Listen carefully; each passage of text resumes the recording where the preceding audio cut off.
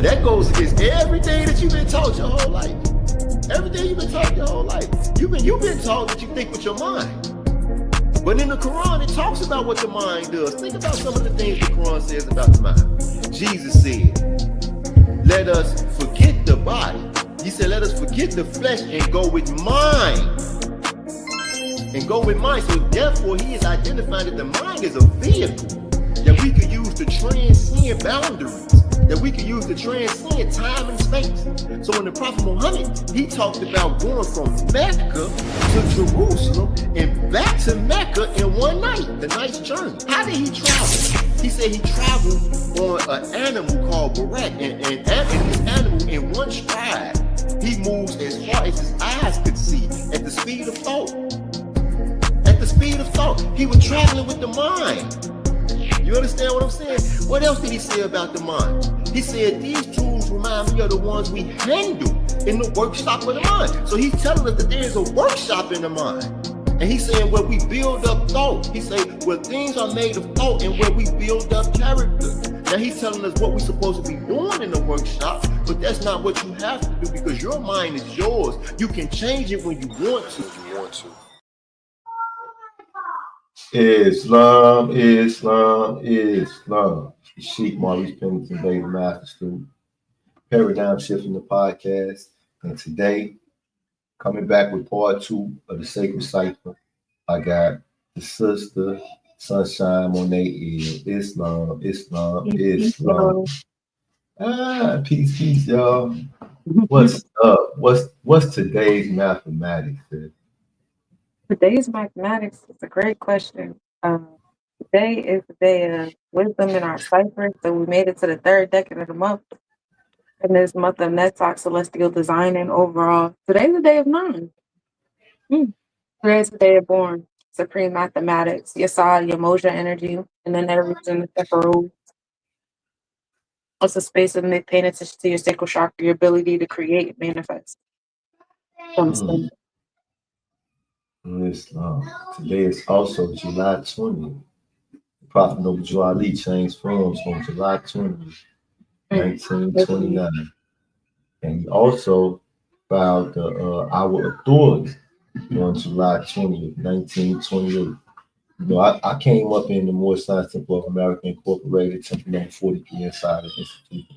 And we celebrated this day. We called it our Authority Day. You know what I mean? So it's not strange. What you say? It's not strange.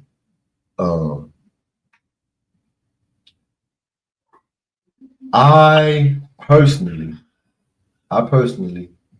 am one of the Moors who feel like sitting in every school of thought and walking through all the halls of learning is important, especially those that were established by our ancient ancestors, the Asiatics, the old ancient Moabites. All right. So I want to start this demonstration off by talking about what some people call nettas and what some people call orishas, what some people call demigods, what some people call angels. You know, and they all the same. They're all truly the same.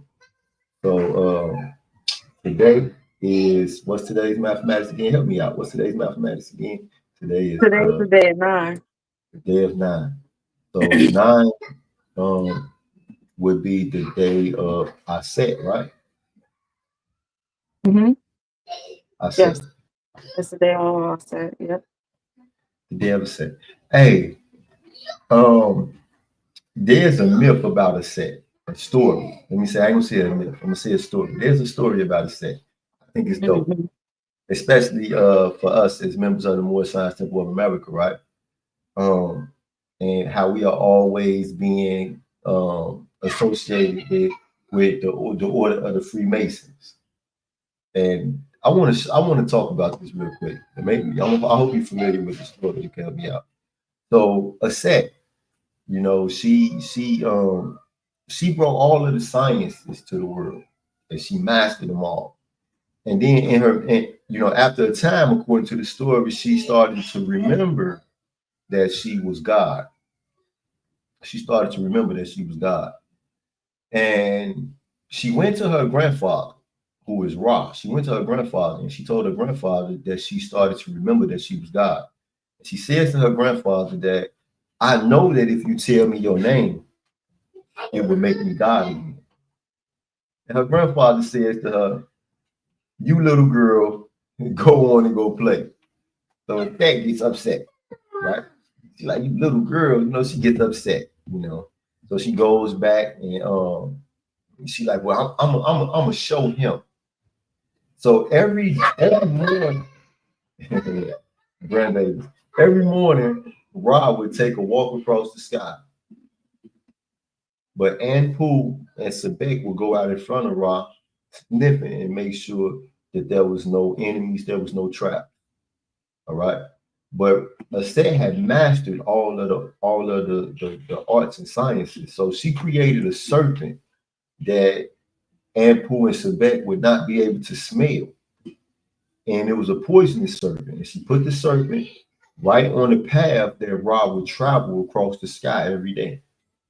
So when Ra came traveling across the sky, the serpent came out and it bit him. And when the serpent bit him, he went down. And nobody could heal him. They called in Tahuti. They called in everybody. Nobody could heal him. And Tahuti finally said, there's only one of us who could heal you, and that's your granddaughter. And then as soon as Tahuti say this, then Ra realized my granddaughter did this. So he say, go get my granddaughter, bring her to me. So Aset come and he say, I need you to heal me. I know that you did this. And Aset says to him again, if you would tell me your name, I know that it would make me God. And Ra says to her that I can't tell you my name. You must become one with me and experience my name. Instantly, she realized that this is the way that gods think. Baby, what you want? You want to pay for it. Let me get my baby some paper. She gonna cut short. She gonna come in and interrupt the whole paradigm shift in the podcast about this paper. Here, take it off. Creation mode. I'll throw this in the garbage for your sleep. But in the Masonic ritual, or in the Masonic myth, remember the three ruffians. They came to the Master Mason, Haram, Abiff, and they say, tell us the word. But Haram told them, I can't tell you the word. They thought that he was lying. They didn't know that the word was something that you actually have to experience. You actually have to be. I can't give it to you. You understand what I'm saying? So I just wanted to share that, just kind of bring people, all the way back around to the origin of what today is, considered a mystery, whereas to our ancestors, it was just all about you raising up to meet the knowledge.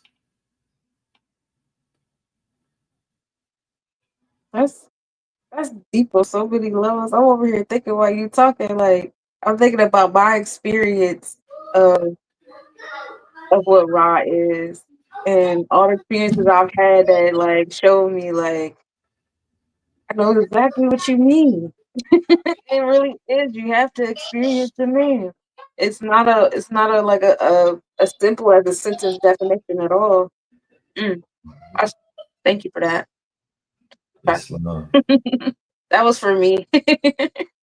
Hey, you know what? I think it was for all of us. The Prophet Noble Ali says, did the angel give to the child that was called Jesus the holy name?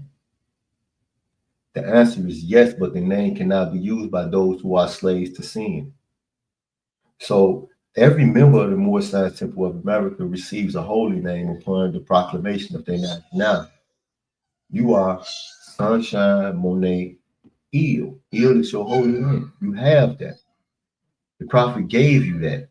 But in order for you to be able to use it, then you have to go through the process of salvation alone. It's personal. The salvation is a ladder reaching from the heart of men to the heart of Allah. I have never in my life seen 2 men or 3 men or 4 men climbing shoulder to shoulder a ladder. A ladder is something that you climb on your own. So when you take those 3 steps of belief, faith, and fruition, I can help guide you. But you got to climb that ladder on your own. You understand me? And this is what Ra was saying to his granddaughter. And this is what the master, Haram Biff, was saying to the ruffians. This ain't something that you can take from me. You can't take this. I worked for this. I went through the process of becoming who I am. Now you got to go through that process. You understand me? You know, so that's to me that was when I first came into contact with that particular story, and it correlates with the story of Aset and her husband Asar, and him being, you know, chopped into 14 pieces. All right, this is the same Aset. He went around collecting all the parts of her beloved, but one part she couldn't find. So she created this part, you know, and then she used it so that they could produce their child, right? But at the same time, she still could not bring Asar back to this plane. So even though she brought she put her husband back together so that he could experience life again, but he couldn't experience it on this plane. So according to the stories that our ancestors wrote, he became the king of what they call the netherworld. All right. You know, so again, we see that no matter how great we become as individuals, you know, in our Holy Quran, it talks about Jesus. And it says that when Ravana found him, he was climbing a 12-step ladder. He had a compass, square, and an axe, and he was engaged in building dwellings for the sons of men. So he had became proficient at the use of the tools, to the point where not only could he, you know, go into the workshop of his mind and build up his own character, but he could also come into the workshop of your mind and guide you through the building of your character, right? But at the same time, I can only guide you. I can't do it for you. Our ancestors always understood this. All right. That comes to where we are today in 2025, where people go to YouTube, social media, and everything, and think that, you know, they could listen to a video and their conditions will change because they listen to the video. Hey, what you say? I said power of the frequency. Wow, I know you didn't just say that. Power of the frequency. You know what? But that's interesting. Like Osset being, you know, the goddess that is associated with being born, and her being able to bring back the 14 pieces. So she gave birth to that ability for Asar to do what he was doing. And then getting in tune with the number 14, knowledge of 1 being knowledge, that's the Ketters, and 4 being Chesed, that's Mayat, that's the internal blueprint, you know, creating that divine blueprint, that divine law, and having that knowledge of it, which does bring you to a space of enforcement, which seems to be like the 1, 2, 3s to Asar being able to be overseeing the underworld. Now, when I think of underworld on a personal level, I don't necessarily think of it as like a hellish kind of place. I think it more so as like your animal self, your fleshly self. You know, Asar is the, you know, overpower energy. This is the Ketters. This is the power to be one with all, coming down to the lower self. You know, Islam.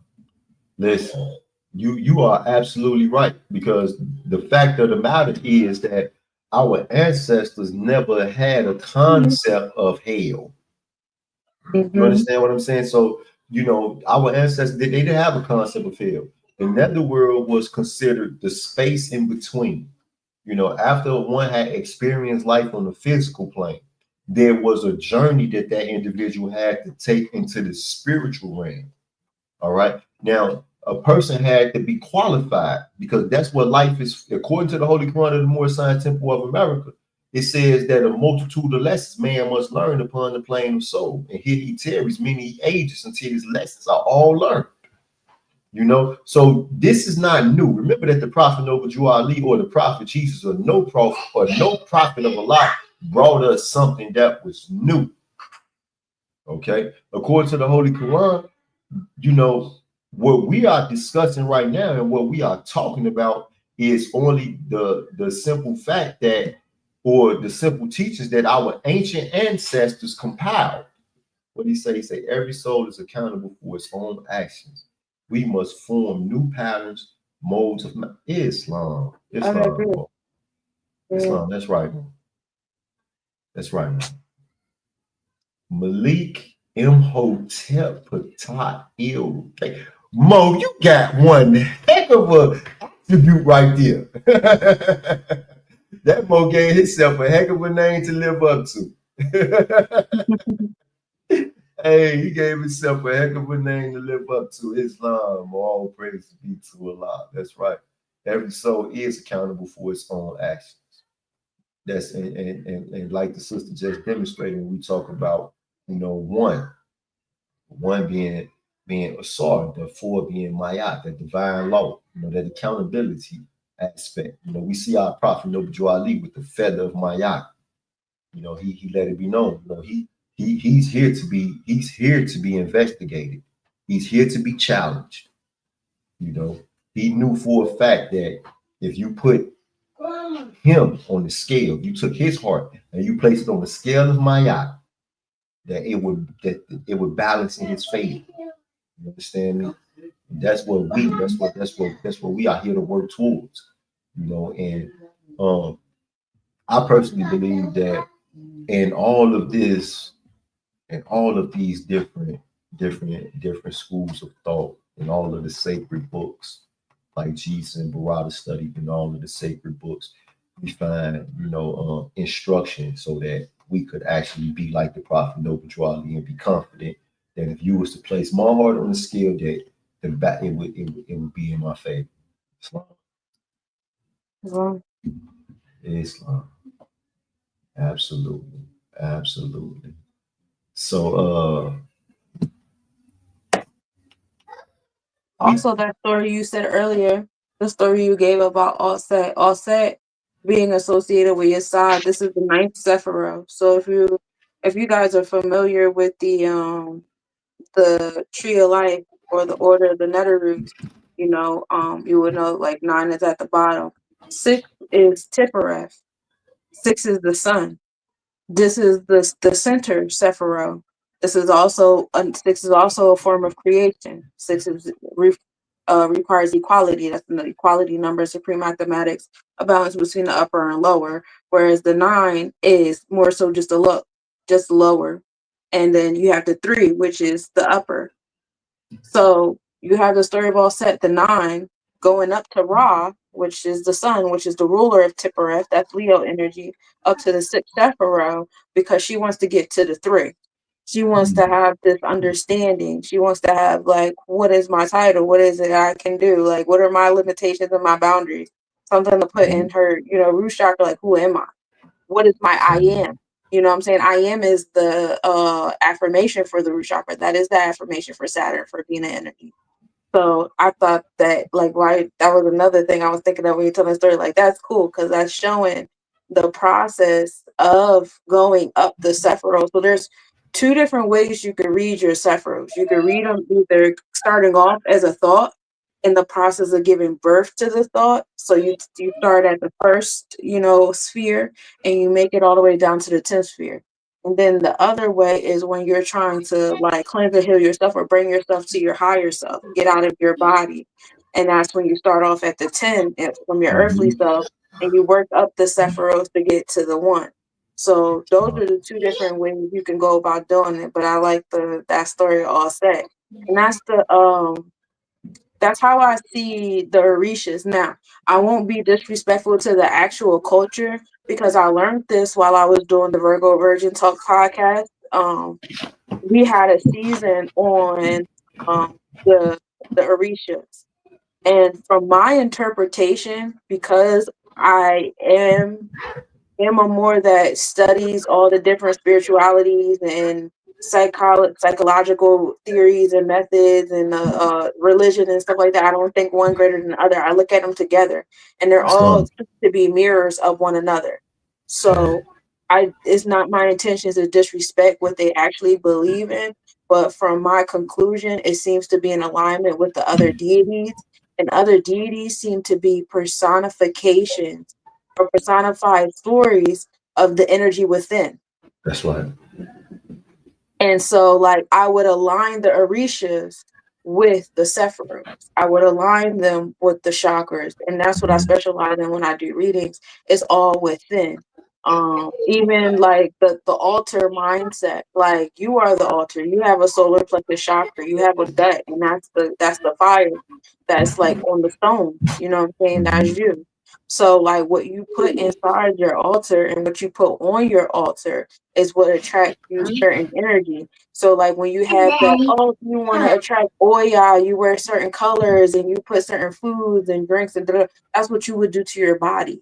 For me, like that's what I would do for my body. I would eat those things, drink those things, wear those things, have that music playing, and that would be for my solar plexus chakra. It would be Oya, that yellow storm transformation situation. That's Pluto.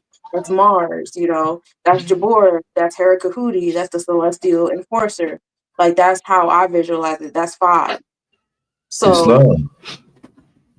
that's how I connect those. That's what I specialize in me and nurture. And that's a little bit of how it goes about it in Metunetter as well.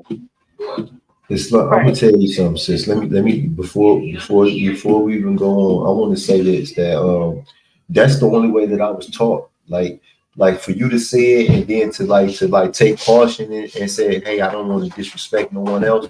That's new to me because I came up in I'm a Moorish American. The first religion that I ever accepted as my own was Nation of Islam. All right. Okay. I was a child. I came up, as a child. My big sister started taking me to Nation of Islam meetings when I was a little kid, about 8 years old, 9 years old. But the student minister at the mosque then didn't know how to handle little kids, so I stopped going. So after that, the first religion that I ever walked into and say, this is mine, is where we are today, the Moorish Scientific of America. Now, as a Moorish American, I started to study Metanab, Ifa Yoruba, Santeria, and everything else. I never sat with individuals who really practice this stuff and live this stuff. You understand me? I never sat with individuals who've seen it any other way than what you described. We always knew that a leg behind Sebek was the same. We always knew that Tahuti and Rumala was the same. We always knew that Asar and Olodumare were the same. You understand me? I've never heard it demonstrated that they were not the same. Okay. Now, what I will say is that Asar and Osiris are not the same. Aset and Isis are not the same. Right. Heru and what they call an Aphrodite, they are not the same. But Heru and Oshun are the same. All right. So I don't know if I should be cautious because I'm glad you said that, because moving on with this conversation, that's the only way that I would demonstrate. When I start talking about Ishu and the leg bar, then I'm speaking about Sebek. I'm talking about the one who got the keys.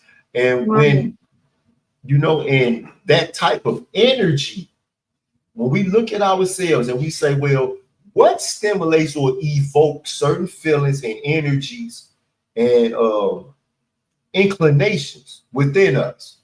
Certain things that we do and that we interact with, certain colors, certain sounds, certain smells, certain foods. You know, these things, you know, they evoke certain energies and inclinations within us as individuals, no matter who you are. Okay, so that is what it is. Now, I've experienced. I mean, well, I'm familiar that people who don't practice this stuff may look at it and say, "Hey, well, they polytheists and they're worshiping numerous gods and stuff like that." But Well, in it's not. Kemet, it's not. It's all of one God. That's like saying like, oh, if I pay attention to the different organs in my body, I'm I'm not choosing me. And it's like, no, in order to choose me, I have to pay attention to all the organs of my body. You know what I'm saying? Because they're all parts of the whole. It's like, when you're paying attention, you only can pay attention to one season a year or something. Like, no, like I have to pay attention to the whole cycle to know what's going on.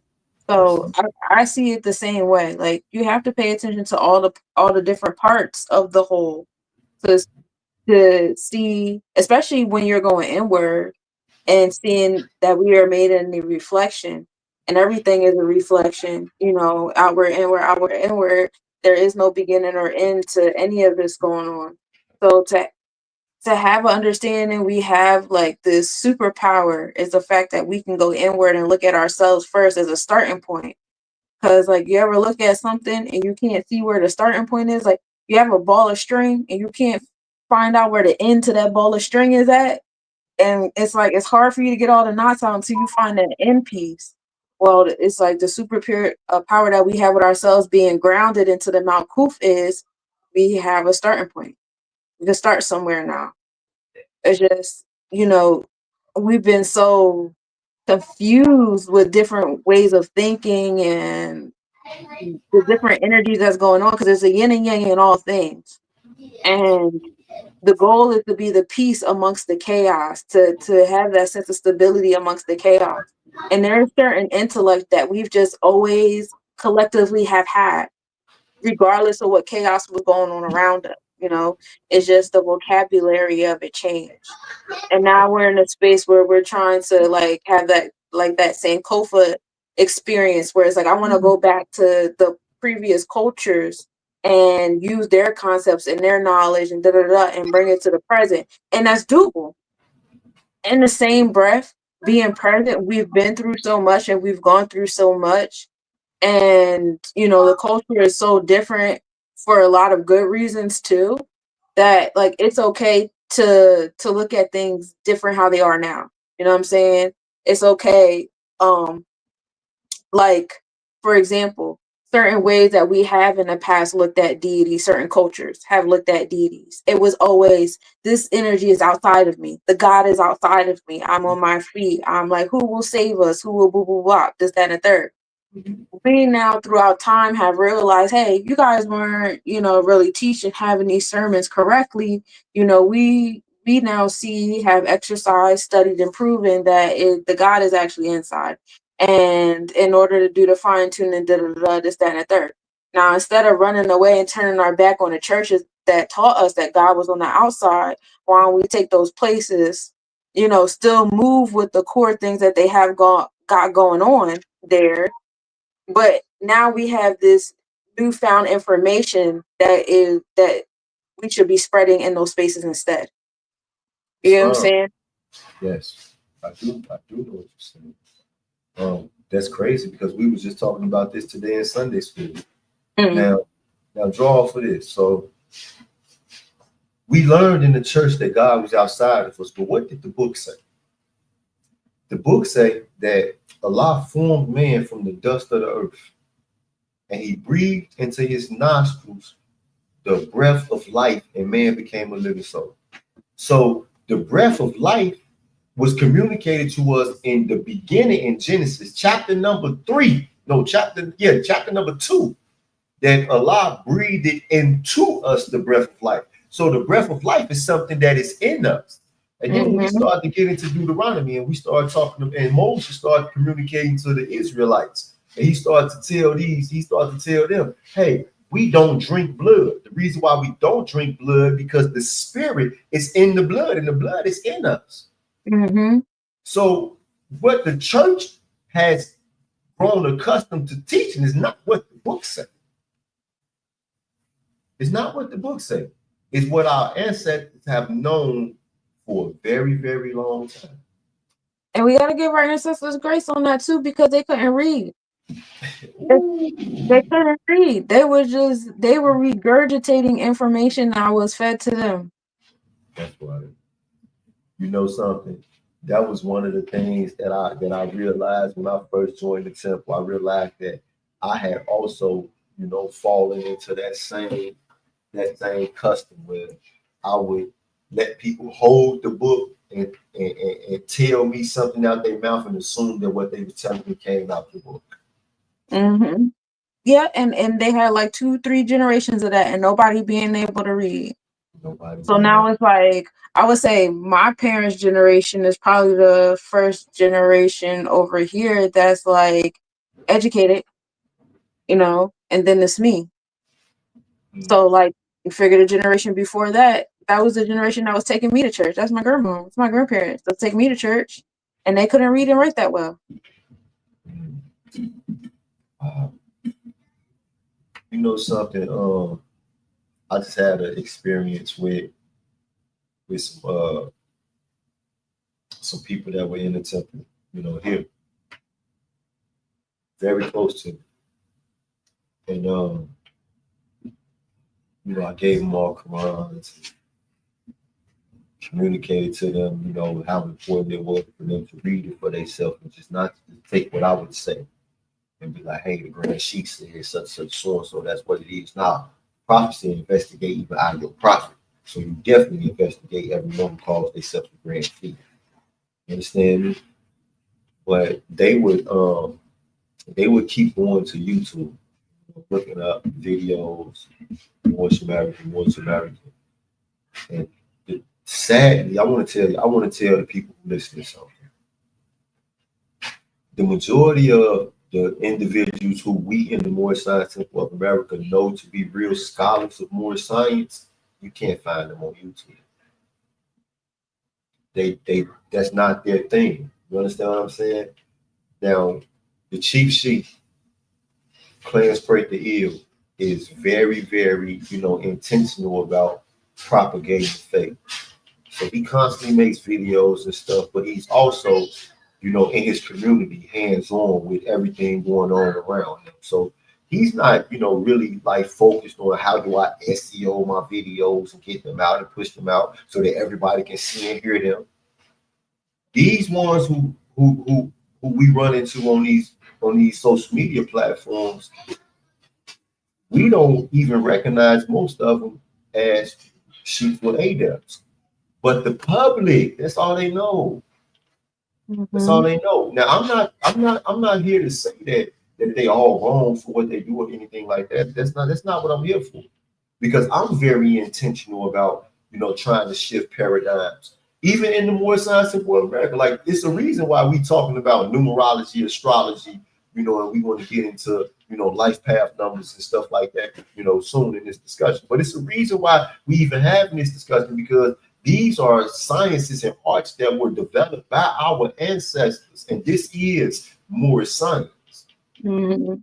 You understand what I'm saying? It's Moorish science. We investigate it. Let's see if it works. Let's see if it works. Now we talking about knowledge. Okay, now we know that knowledge is insufficient, but it's also vital. You understand me? It's vital, because if you ignorant, if you want to, you have a dream. You want to make your dream come true. But you don't understand the law as it pertains to what you are dreaming. And the Holy Quran of the Moorish Science Temple of America teaches us that law governs all events. So you can't be ignorant to the law and then wanting to make your dream come true. In order to make your dream come true, you have to learn the law that relates to your dream. So when we start talking about the Bible say that, it's a season for everything. And now we talking about astrology. Duh. Mm-hmm. There's a season for everything. It's a time, it's a time for everything. Say wise words other than due season. This is the language of the Quran. So that's to me that's important, but what's your life path number? 11. That's crazy. So now you make my mom's life path number is 11. Oh, nice. My mom's life path number is 11. You make the fourth person that I ever met that has a master life path number. Only the fourth person. My life path number is 33. Nice. And My son is the 22. At 22, I have a nephew that's a 22. So I know you and my mom are 11. My nephew is 22 and I'm 33. I don't know anyone else who has a master life path.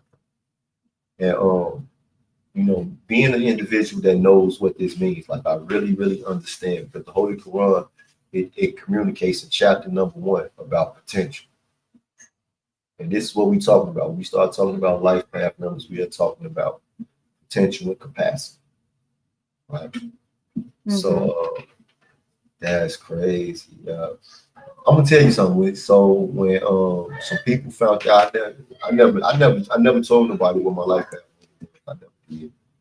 When I found out about the whole thing, I just kept it to myself and kept on doing what I was doing because I really wanted to see, like, do I really embody that type of potential? You know what I mean? Mm-hmm.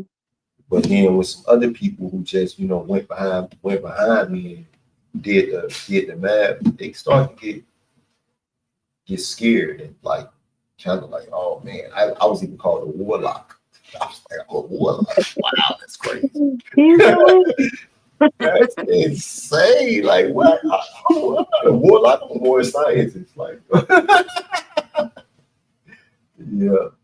But that's dope, though. That's super dope. So, kind of tell us what does it mean? 11, life path number 11. Tell us. It means you're about to do a whole bunch of stuff. And everybody about to watch you. Everybody about to watch. 11 is more so self-mastery. It's mastering yourself and what you got going on so well that you become an influence and an aspiration to other people around you. I attract a lot of ones. So I do attract other master numbers sometimes, and I think those are for moments to compare and contrast journeys. But and then we don't really stick around each other too much. And it's never a bad reason why. It's just like we do so much. Master numbers got so much going on that unless it's kind of like a locked in, like regular scheduled thing we got going on together, it's not really too much, sticking. But I attract a lot of ones, and I noticed that a lot of ones come to me as far as like teach me or show me how to do this, some type of knowledge or intellect. I'm big on information. And if you guys are already into astrology, you'll see an alignment between your astrology and your numerology. Like I'm a life path 11, but I got my North Node is an Aquarius, which rules over the 11th house. Aquarius is associated with 11 and the ones, being Ketters is Aquarius, and that's the one. So you'll see like different connections on stuff like that. And that's fun. So mine's is it's about, just having that type of benevolent energy and, caring about other people and stuff like that. So when I first found out about my life path number, it was a brother told it to me. He tried his best to make me understand what he was saying. But it wasn't until I was studying chapter number 23 of the Holy Quran of the More Scientific World of America that it really clicked to me. Because it says that teaching benevolence in his mind shall be exalted. All right. Mm-hmm. And I was like, like what does that mean? Like, teaching benevolence in his mind shall be exalted. But benevolence is having a charitable spirit, somebody that wants to give, wants to contribute, wants to help, And there's not simply a wanting to someone who knows how to. there is a always discovering of a way to. You understand me? So we read in the Bible about Jesus and Jesus feeding all these thousands of people, with a little bit. And this is, you have a lot of people that they can't barely feed themselves. As a matter of fact, when they only got a little bit, they panic. They start to panic. You're like, man, I ain't got but this much. I definitely not going to give you none. You know what I mean? But with me, it's always about, how can I take what I got to produce more? And that's something that, being on this path, this is my life path. My life path is to be on the road to, to producing more, So it ain't always was like that because I grew up gang banging and selling dope, which was a violation of everything that I was made to do. Yeah. So I suffered for that. That's what I think of when I think of 33. 33, because 3 is the number of expression, creation, and emotions. So, like, being a master, I would imagine you, like, attracting a lot of 3s or a lot of people that need help with, like, that emotional intelligence or communication or creation in some type of way. Wow. You know what? You to say that, I'm gonna tell you something that how my journey. Um, I was I was everybody's grand sheep. The members of the Moorish Science Temple of America, the freaking Serranos, the Crips, the Bloods, the GDs, BDs, Vice Lords, even the skinheads and the Arabs. You understand what I'm saying? So these people, all these men would when they had nowhere else to turn, they would come to Pennington Bay. And at first it was like I started to ask myself, like, man, why they asking me? But every single solitary time, I mean, it was like it would always happen. Like they would sing something to me or bring a problem to me, and it'd be so heavy and so big, and I'd be like, man, why they asking me? But then I would find myself giving them the answers that they was looking for. You understand what I'm saying? Mm-hmm. While at the same time, these people would come to me trusting. They would come to me trusting, and these men would tell me like, I don't know if a lot of us really understand what type of trauma, that the people who are to our left and our right, behind us, in front of us, might be dealing with. We don't, I don't think we understand this because if we did, we would have a lot more compassion for each other. Agreed. Yeah. I was forced to understand it. Having men come to me, and I would see these men, and I would know their history and know what type of guys they was. But then they would be like, man, when I was little, my mom had a boyfriend who raped me for like 5 years. He's men. You understand what I'm saying? Then they would talk about, how they were in foster care, and they would be beaten and tied up, locked in rooms. I mean, like real life. Like I had countless, I can't even tell you how many times. These is the type of stories that was laid on my shoulder, and men would look at me and be like, why did it happen? Or what am I supposed to do next? You understand me? I had one brother, member of the temple. When I first became a grand sheik, we had a thing where, the Prophet Noble Ali said, let him know what's on him. So we had this thing inside when you became grand sheik, you had to meet with each member, and each member would tell you about themselves, right? And the elders took this way more serious than the young people did. The elders, they took it serious. Like if them boys had gray hair on their head, like they would come to you and lay their life in front of you because they just chose you to be their grand sheik. You understand what I'm saying? So I had one brother come to me, and he said, Mo, I know you don't know what I'm locked up for. I got 150 years. He said, some European men, he was from Washington, D.C. He'd been locked up since the 70s. This was back in like 2010. He said some European men snatched his mama up, did all of the crazy stuff to her and beat her up real bad. And him and his brothers went to the hospital. seen his mother in the hospital in the condition she was in, left the hospital and did the same thing to the first European woman they found. And this man looked at me and told me this, and then he started crying.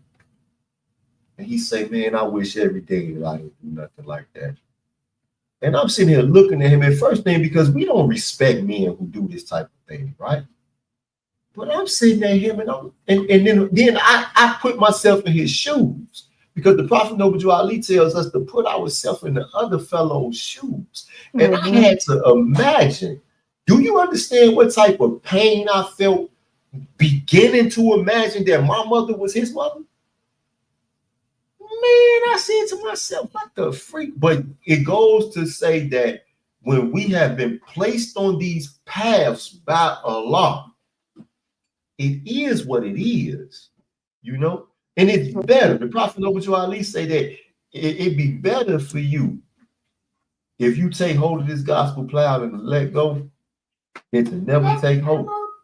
You know, so it's better for you to stay on your path,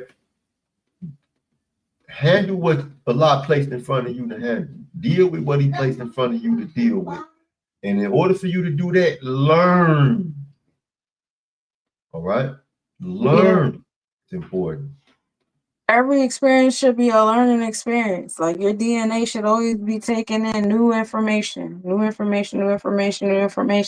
That's how you keep growing. That's how you keep expanding, like on so many levels.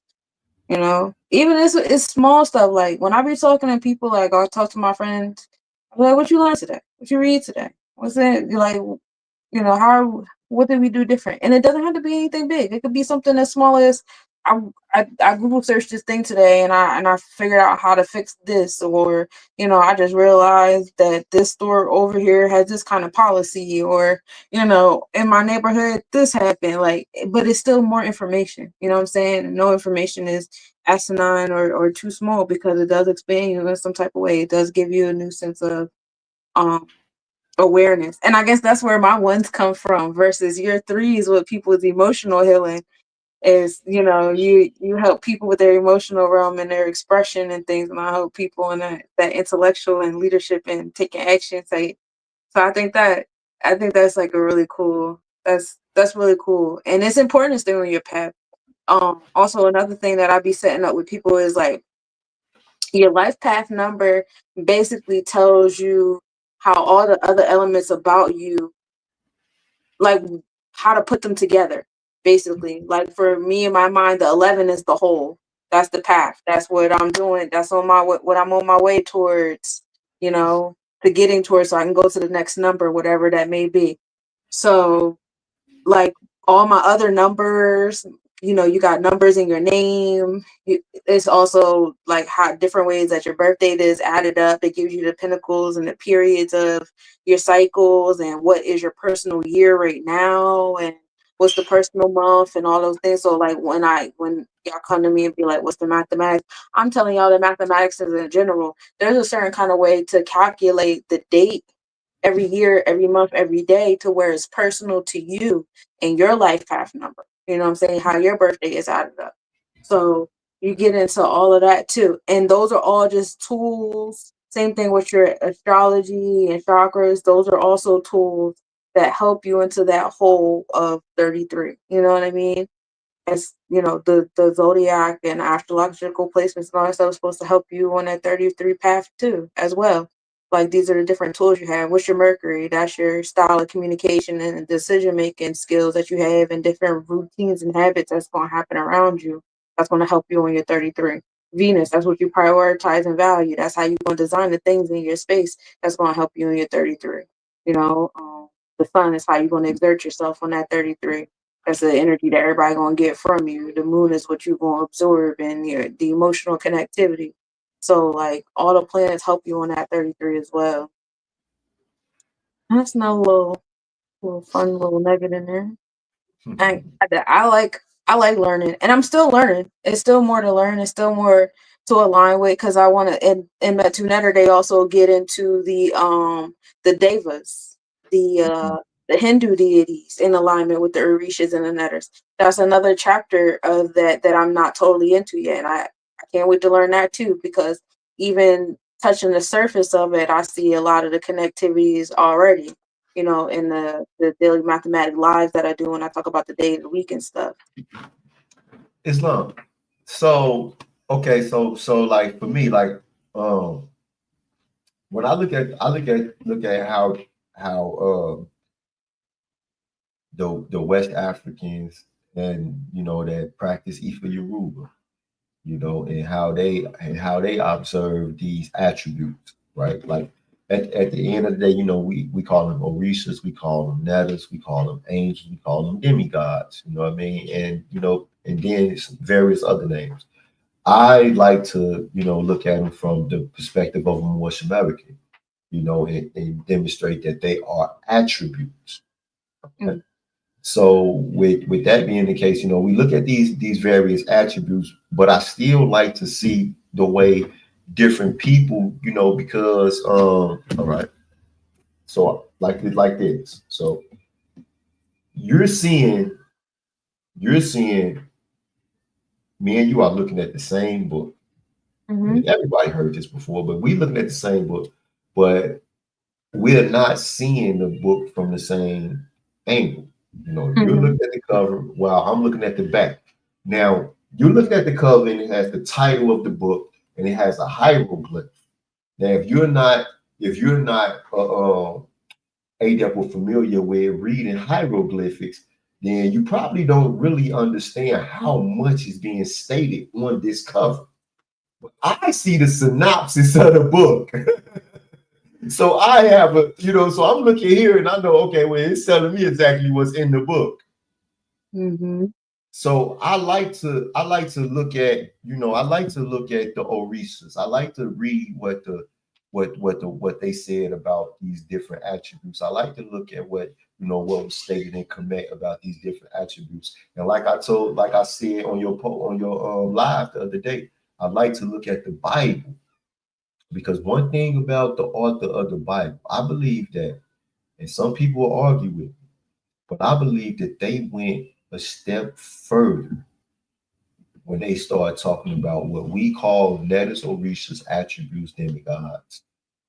When they started to break down the Hebrews, the Moabites, the Amorites, and all these various what I think and know to be Netters.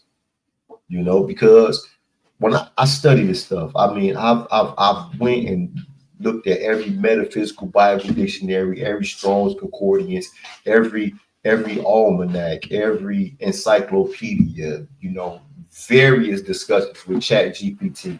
Like I talked to my Chat GPT until it says you have ran out of time about these subjects. You understand what I'm saying? So I did exhaustive research to try to find history, what parts is actual history and what parts are not. Every time I discover elements, people, places, things, events that are not historical, then now I know that they are there to teach me something. All Mm-hmm. right. Because the Prophet Muhammad, Allah says through the Prophet Muhammad in the Quran that part of the book is fundamental and part of it is allegory.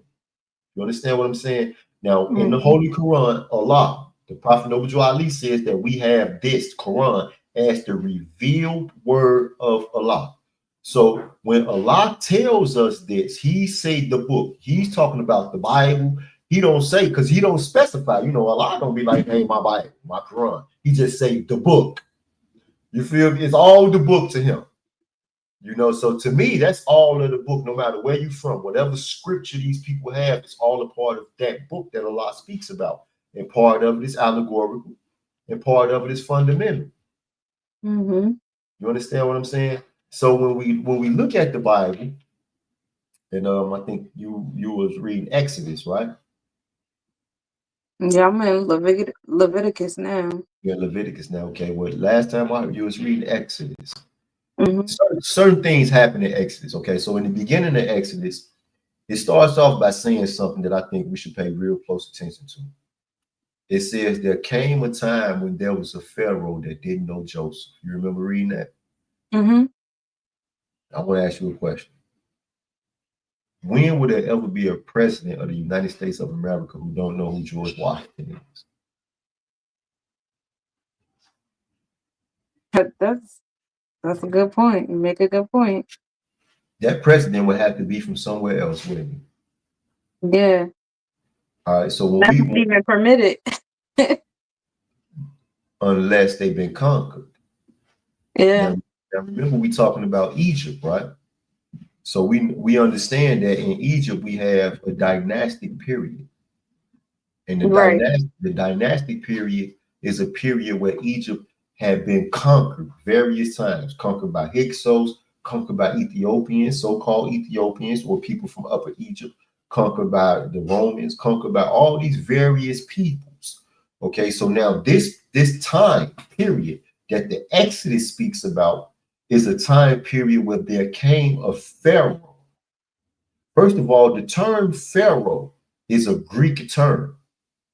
All right, so this is not a term that was used by Cometians in the first place. Even the word Egypt was not used by Cometians. Those are two Greek terms. All right, so now here in Exodus, we are introduced to a time period where the land Egypt was not controlled by Egyptians. So while everybody's talking about these people who held the Hebrews as slaves, these people were not Egyptians according to the Bible. They were in Egypt. They called themselves Egypt. You know, Elon Musk he African. Elon Musk say he African, y'all, and people agree with him.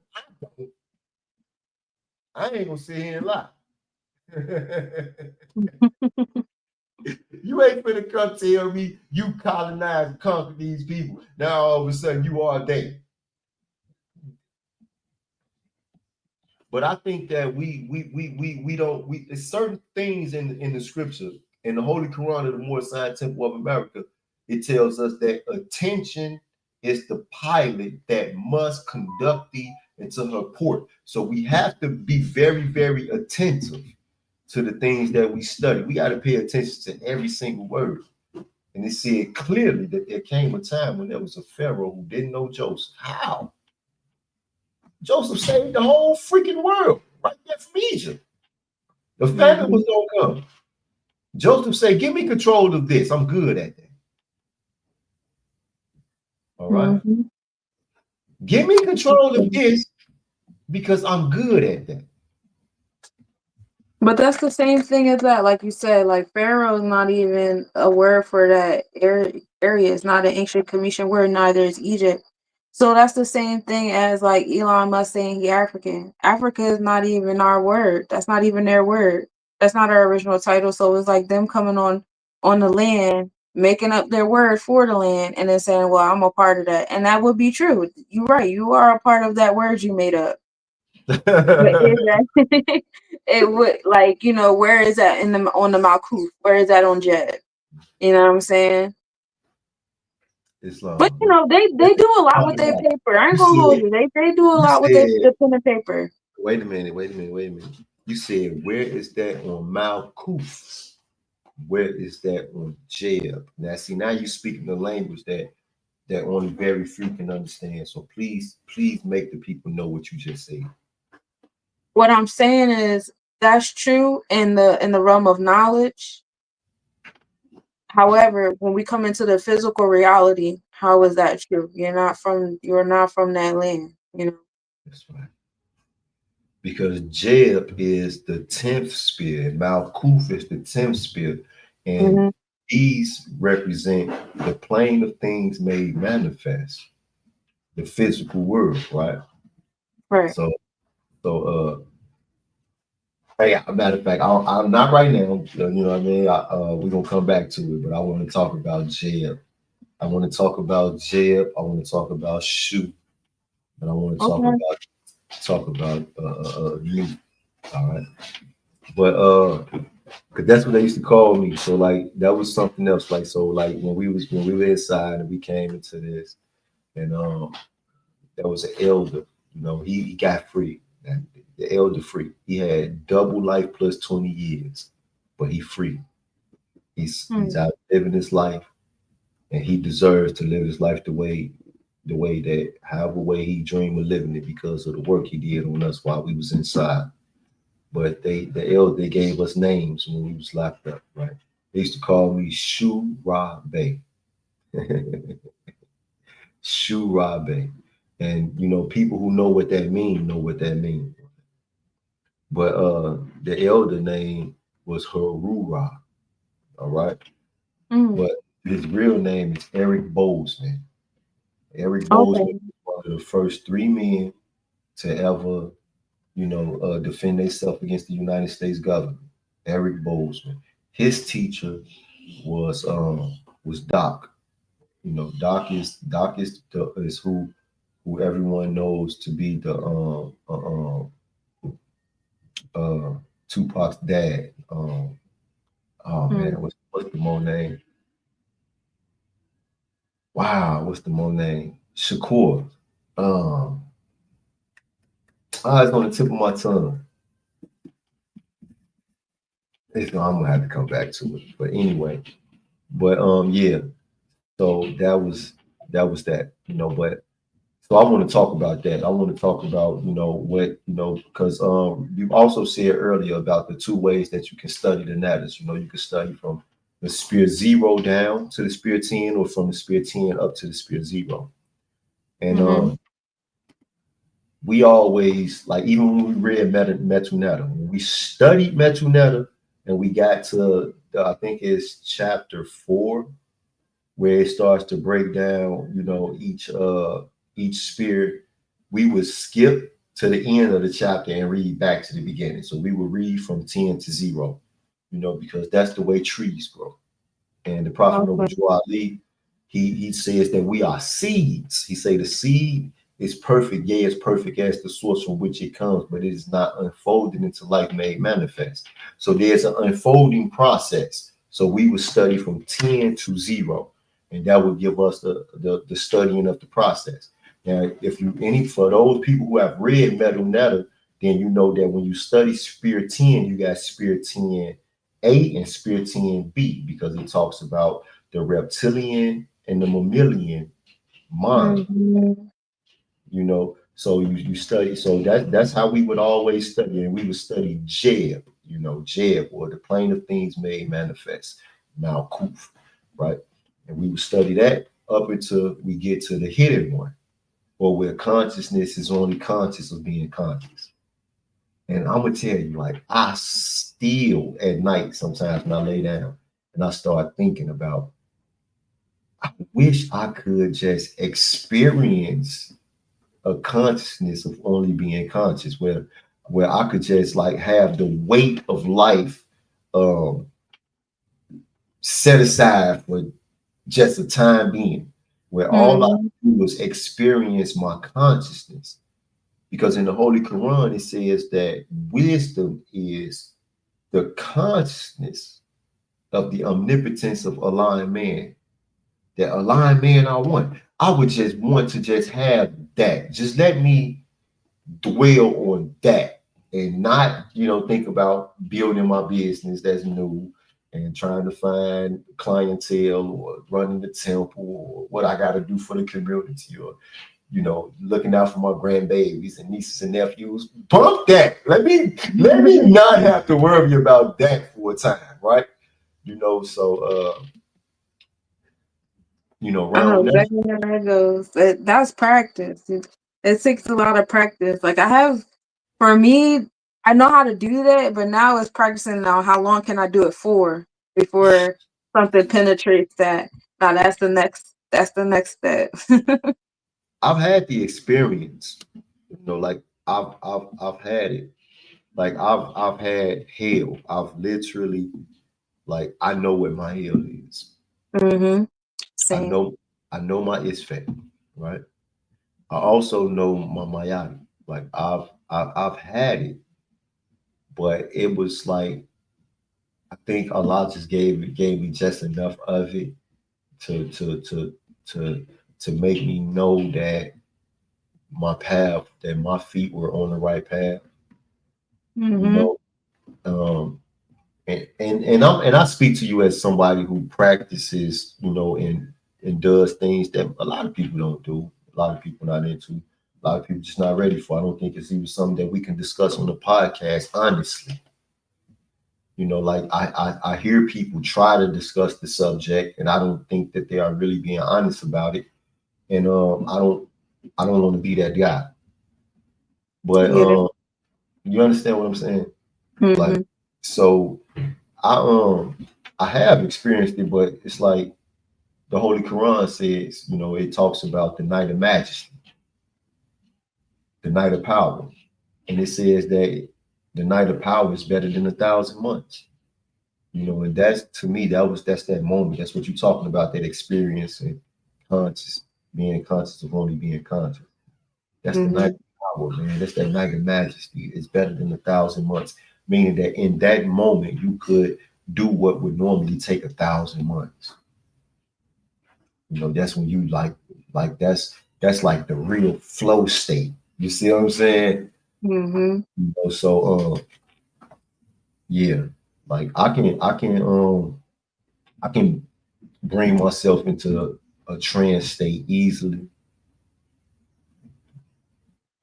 but it's different. That's different. Like I can bring myself in a trance state in order to serve a purpose, like to do something. But I want to do it just where I ain't nothing. I just want to Right. have I'm just that. here to say hi. Yeah, that's it. You know what I mean? Like that's it. Like I only, so we got this troll here. I don't know about other people, but like I love my trolls. You understand what I'm saying? Like this, you see this European, you hip to this guy? You hip to this guy? I'm not sure. I don't think What? so. The name Swindle looks familiar. Hoodwink is the biggest Moorish American troll that exists. He's a Euro, Okay. he's a European, and Okay.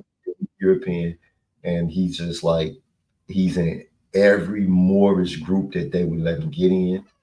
Okay, that's probably why I look familiar. I probably seen a comment or something in a He familiar group.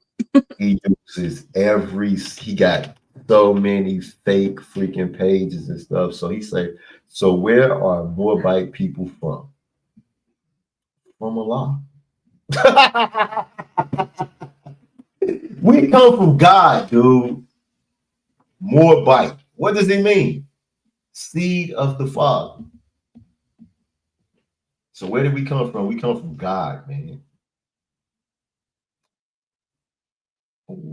Where did your people come from? I think that the language, there's a big difference in the language. Like when you get into today's language on names and states and countries and da da da, it's a certain mindset it puts you in. The way the language is set up, everything is separate. Everything is separate. Everything is in a box and compartmentalized. It's Sebek, where we stuck at, right? However, when you know our people were ruling, our names weren't separate. The meanings of our names were about being people, being original, being the people of people, being from God, being like, and they were more interconnected. It wasn't like it's not those labels of the bloodline and things like that weren't done with the same conviction as the labels of today when it comes to land and nationalities and ethnicities. And I think that level of mindset is what gets confused here when we're speaking on where Moorish signs come from, where do the Moors come from, da, da, da. There's a different interpretation of the language. Just like you, like saying you got the 12 tribe of Israel, the 12 tribes of Israelites, and they spread out so far off. They had more names and more tribes and more names and more tribes, but they could still bring you back to Abraham, you know. And that was the whole premise of it. It was like we got these tribe names. This is still this, and that's that over there, and this is this over there, but it's still one. That's right. We don't have that with this. You know what I'm saying? Because even if you say, oh, this is the United States of America or whatever, each state still has its own law and order. Mm-hmm. there's still a sense of separation there. It's still like, like the snake that's cut off into the 14 pieces, which is also another alignment on OSR. Remember the Unite or Die flyers they used to have with the colonies and the, by the snake being cut off into those pieces, and then DC being the 14th piece, having that phallus in DC. Islam. So I think that's where people get confused here when we're talking about lineage and the land where those lineages resided. It's not done with the same mindset that we have now of where you from, who's your grandma. Like it's nowhere near the same. Nah. And you know something, I'm glad you brought that up, because that was something that the Prophet Noble Ali wanted to take us out of that. He wanted to bring, because that's, again, remember, those who represent the Lord's self are those who were cast out of the holy city and those who accept their teaching. That's not our way. It never was our way. So when you look at the Bible in Genesis chapter number 11, you had people. Now, first of all, this idea that Noah had one wife. Noah wasn't the prophet in the Bible that had a whole bunch of wives. He had one. Him and his wife had 3 sons. They had 3 kids. All right. I don't know how they had a European child, a Chinese child, and then I don't know how that happened, right? I don't know how we accept this asinine concept, because it's ridiculous.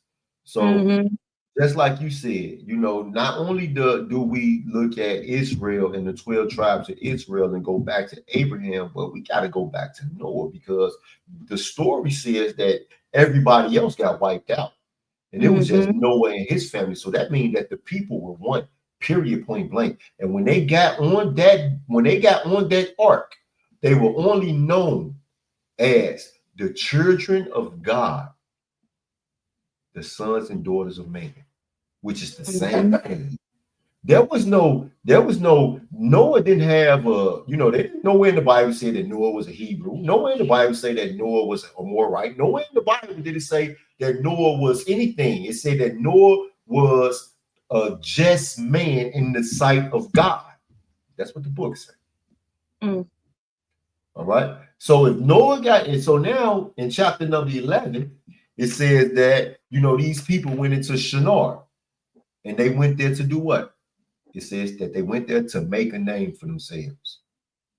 So they went there to make a name for themselves. Allah didn't like that. So what did Allah do? Because Allah said that the people are one and they all have one language, and yet they do this. So what did he do? He said that he scattered them and he confounded their language so that they didn't understand each other. So now, as we read in the Bible, now we start to see all of these various people.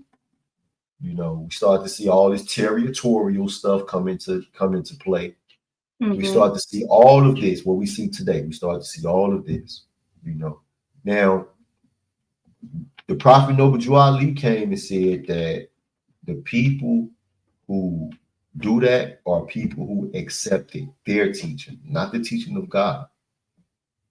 All right. So for us as Moorish Americans, then it's time for us to give back to them their teaching.